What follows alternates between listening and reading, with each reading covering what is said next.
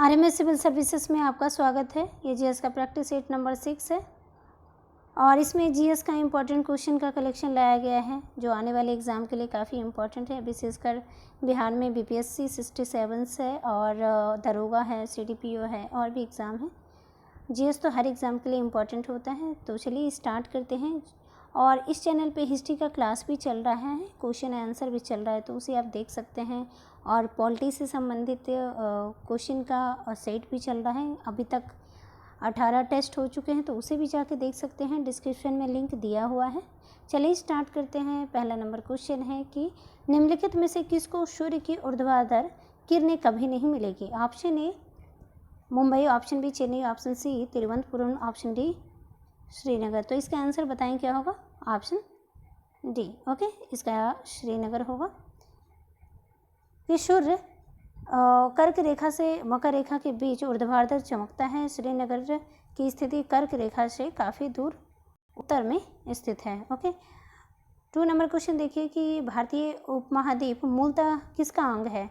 Option A Jurassic land का, option B Angara land, option C Aryabhata, option D Gondwana land. तो इसका answer बताएं क्या होगा। Option B. Okay, Angara land होगा इसका आंसर होगा।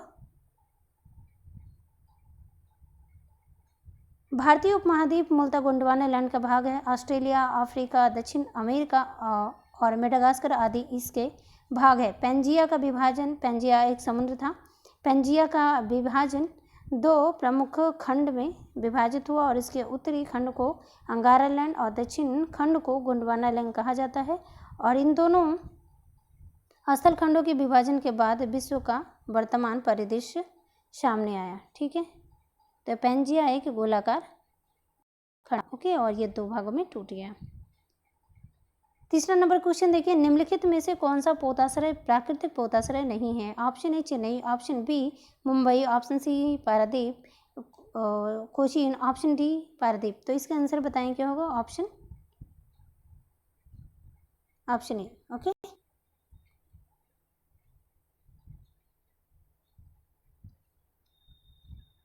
कि कोचीन, मुंबई और पारादीप प्राकृतिक पोताश्रय हैं, जबकि चेन्नई पोताश्रय एक कृत्रिम बंदरगाह है। तो आप इसे ध्यान रखिएगा। और 4 नंबर क्वेश्चन देखते हैं कि दक्षिण ध्रुव प्रदेश यानी अंटार्कटिका में स्थित भारत के स्थायी अनुसंधान केंद्र का नाम क्या है। तो ऑप्शन ए दक्षिण भारत, ऑप्शन बी दक्षिण निवास, ऑप्शन सी दक्षिण चित्र, ऑप्शन डी दक्षिण गंगोत्री। तो इसका आंसर बताएं क्या होगा। ऑप्शन डी दक्षिण गंगोत्री होगा। ओके, और 5 नंबर क्वेश्चन देखिए कि भारतीय मानक समय किस रेखांश पर अपनाया जाता है। ठीक है, तो 75.5 डिग्री ईस्ट रेखांश और 82.5 डिग्री अक्षांश रेखा, 90.5 अक्षांश रेखा और 0 डिग्री अक्षांश रेखा। तो इसका आंसर बताएं क्या होगा कि भारतीय मानक समय अपनाया गया है 82.5 डिग्री। ओके, तो इसे आप ध्यान रखिएगा। ये रेखांश नहीं अक्षांश रेखा है, इसको ध्यान रखिए। भारतीय मानक समय 82.5 डिग्री पूर्वी रेखांश है जो इलाहाबाद के निकट मिर्जापुर से होकर गुजरती है और यह ग्रीनविच समय से 5.5 घंटे आगे। 6 नंबर क्वेश्चन देखिए कि भारत के स्थलाकृति मानचित्र निम्नलिखित में से कौन सा संगठन बनाता है। ऑप्शन ए भारतीय भौगोलिक सर्वेक्षण, ऑप्शन बी भारतीय सर्वेक्षण, ऑप्शन सी भारतीय भूवैज्ञानिक सर्वेक्षण, ऑप्शन डी भारतीय पुरातात्विक सर्वेक्षण। तो इसका आंसर बताएं क्या होगा। Option B. ठीक है, भारतीय सर्वेक्षण। विज्ञान और प्रौद्योगिकी विभाग के अंतर्गत भारतीय सर्वेक्षण और मानचित्र संगठन भारतीय सर्वेक्षण विभाग सर्वेंट ऑफ इंडिया की स्थापना 1767 ईस्वी में की गई थी। ओके, और 7 नंबर क्वेश्चन देखिए कि क्षेत्रफल की दृष्टि से भारत संसार का सबसे बड़ा देश है। तो कौन से है क्षेत्रफल की दृष्टि से कौन सा स्थान है। तो ऑप्शन ए दूसरा, ऑप्शन बी चौथा, ऑप्शन सी छठा, ऑप्शन डी सातवां। तो इसका आंसर बताएं क्या होगा। Option D. ओके, ये 7वां है। क्षेत्रफल की दृष्टि से भारत संसार का 7वां सबसे बड़ा देश है। और इसके पिछले देखते हैं कि सबसे पहला जो है वो रूस है, उसके बाद कनाडा है, अमेरिका है, चीन है, ब्राज़ील है, ऑस्ट्रेलिया है। 8 नंबर क्वेश्चन देखिए कि भारत के दक्षिणी छोर का नाम क्या है। कन्याकुमारी अंतरिक्ष, option B Calimere point, option C Nicobar द्वीप में स्थित Indira point, option D Trivandrum में स्थित। तो इसका आंसर बताएं क्या होगा, ऑप्शन सी। ओके, भारत का दक्षिणी बिंदु बड़ा निकोबार द्वीप समूह में स्थित इंदिरा पॉइंट है और इसे पिगमेलियन पॉइंट कहा जाता है। और भारत के मुख्य भूमि का दक्षिणी छोर जो है वो कन्याकुमारी में है। 9 नंबर क्वेश्चन देखिए कि निम्नलिखित में से कौन सा देश पाल्क स्टेट से जुड़ा हुआ है। तो ऑप्शन ए भारत और श्रीलंका, ऑप्शन बी उत्तरी कोरिया और दक्षिणी कोरिया, ऑप्शन सी पाकिस्तान और चीन, ऑप्शन डी ब्रिटेन और फ्रांस। तो इसका आंसर बताएं क्या होगा, ऑप्शन ए। ठीक है, ये यहाँ पे है, ये यहाँ पे है। पाक जलडमरू मध्य भारत के राज्य तमिलनाडु और द्वीपीय देश श्रीलंका के बीच स्थित एक जल संयोजी है, मतलब जल को जोड़ने वाला। और यह बंगाल की खाड़ी को पूर्वोत्तर में पाक खाड़ी और दक्षिण पश्चिम में मन्नार की खाड़ी से जोड़ता है। 10 नंबर क्वेश्चन देखिए कि हिमाचल प्रदेश के किस जिले की सीमा चीन के साथ लगती है। तो option A Kinnaur, option B Chamba, option C Kullu, option D Sirmaur. तो इसका आंसर बताएं क्या होगा, ऑप्शन ए किन्नौर होगा। कि देवताओं की भूमि के नाम से विख्यात किन्नौर हिमाचल प्रदेश में शिमला के ऊपर भारत चीन सीमा में लगा हुआ जिला है। हिंदुओं और बौद्धों की मान्यता अनुसार यहाँ पांडवों ने आकर निवास किया था, इसलिए यह इम्पोर्टेंट है। ठीक है, किन्नौर देवताओं की भूमि। 11 नंबर क्वेश्चन देखिए कि राज्यों के किस समूह के साथ म्यांमार की साझी सीमाएं हैं। Option A Arunachal Pradesh, Assam, Meghalaya, option B Assam, Tripura, Mizoram, option C Nagaland, Manipur, Mizoram, option D Tripura, Meghalaya, Manipur. तो इसका आंसर बताएं क्या होगा, इसका आंसर जो होगा वो नागालैंड होगा। ओके, ये देखिए यहाँ पे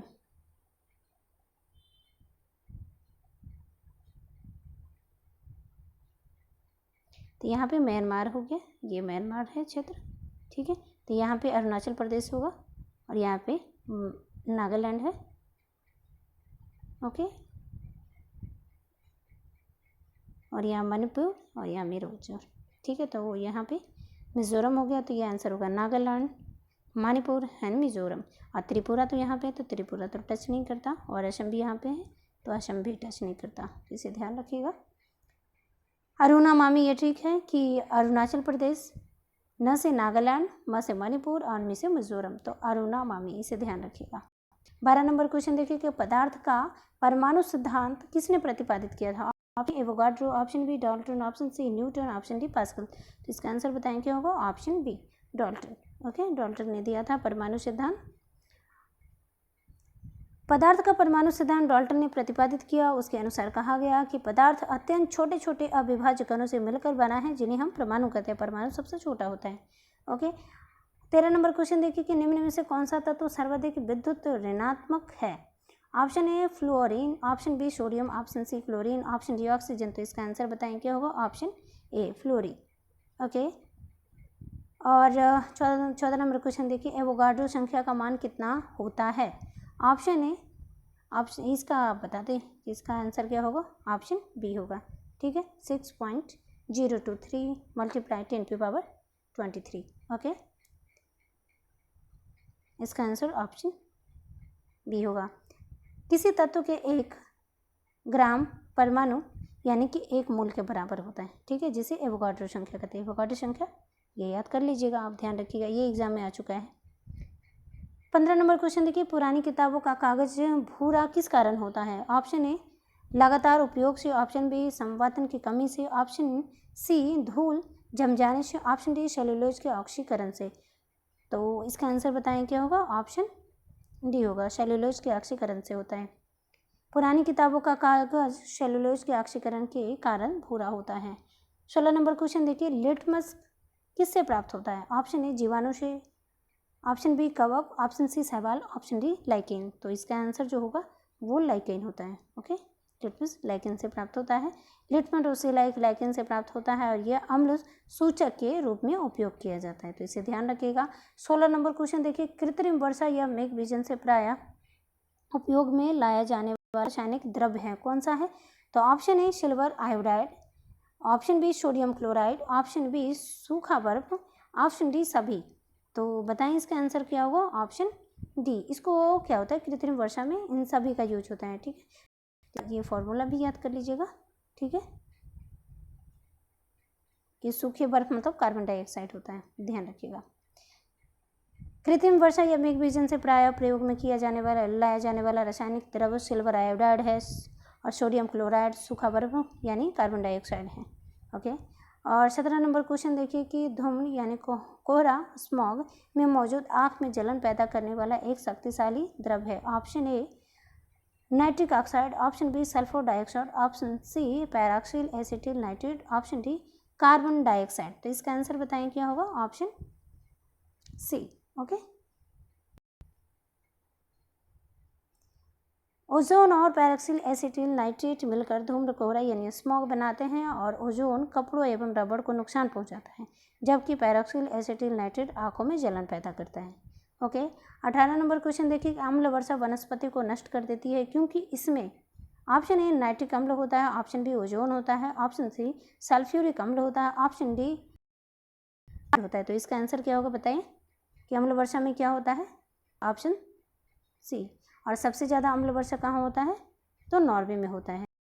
इसे ध्यान रखिएगा कि अम्ल वर्षा में सल्फ्यूरिक अम्ल होता है जो वनस्पति को नष्ट कर देता है, और अम्ल वर्षा के कारण ही जो ताजमहल है वो भी धीरे धीरे पीलापन पड़ रहा है।